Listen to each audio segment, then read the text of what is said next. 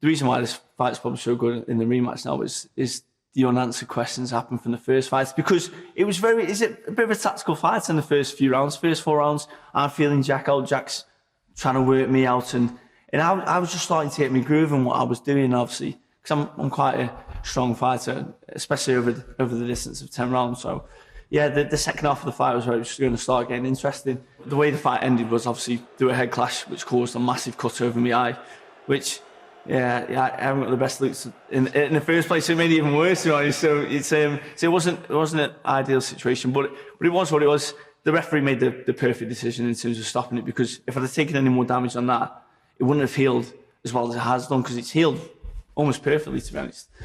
So yeah, but when it was stopped at the time, I thought to myself, I've won at least 4 of those 5 rounds. There was only one round that I felt I let myself down, and that was the 3rd round. But up to that, I thought I was winning the fight. I mean, immediately after the fight, I was having my eye stitched up, and his bucket man was saying, "Oh, rematch," and we'd literally just finished the fight. So last thing I was thinking about was obviously my next fight with Jack Flatley.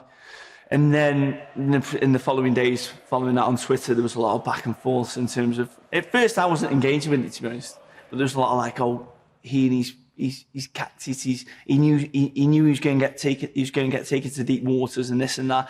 And this, the narrative that was forming in terms of like, he didn't do anything for the first 4 rounds, but then all of a sudden, or the first 5 rounds, but all of a sudden he was going to win every single other round and essentially beat me in the fight, which doesn't really make sense, but still, all that was going on. And then I did engage with it in terms of, listen, pal, to his seconds man, I don't make no decisions on Twitter, and to be honest, you can jog on pretty much.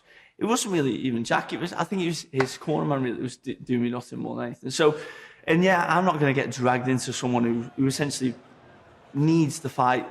It's obviously because they want the exposure, they want obviously the paydays and this and that. But no, we've got the fight now. I'm very happy to have the fight, and obviously I get to answer these unanswered questions. He's a very good fighter, former English champion. Obviously, he did fight for the European title, and he was a very good amateur boxer as well. So I know what he's about. I know what his strengths are. I know what his weaknesses are. But I also know he's a fighter that knows he needs to win this fight. He has to win this fight because obviously he's lost to 2 previous fighters before. Obviously had a draw that potentially could have lost previously with Troy Williamson.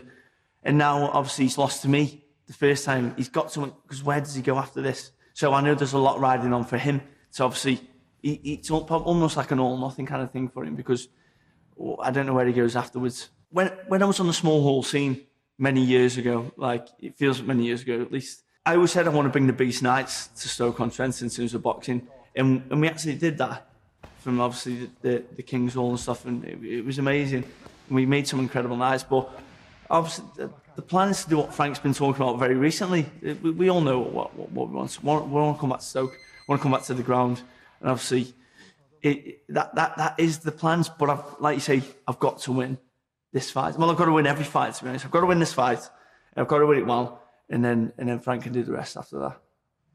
Yeah. So when I'm in the dressing room, it's just me, Steve, and Danny Johnson, and yeah, it's very, very quiet in there, to be honest. There's no music. I don't like the music. Like back in the day when I was an amateur boxer, and even probably early doors in the professional scene, I used to like having a little bit of music in the changing room. But for some reason, I like the idea of the only music I hear on the night is when Delilah kicks in and you hear the break. Once that kicks in, that's when everything's ready.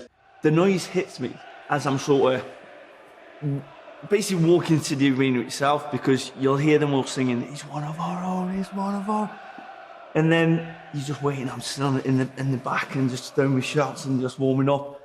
But then once like I say, Delilah kicks in and the beat kicks in, and I walk out and boom, it just when you hear the first whoa, it's just, yeah, it's mega. The night itself's gonna be incredible. I mean, I've sold over 1,350 tickets myself. Yeah, I should imagine there's going to be a few more in there on the night as well when it comes to over the next few days. People should tune in because it's going to be, I think it's going to be an incredible fight.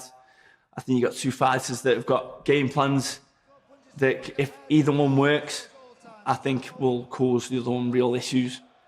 There's going to be an electric atmosphere. In my opinion, the best atmosphere in boxing. And yeah, I think it's going to be a great fight that's going to unfold.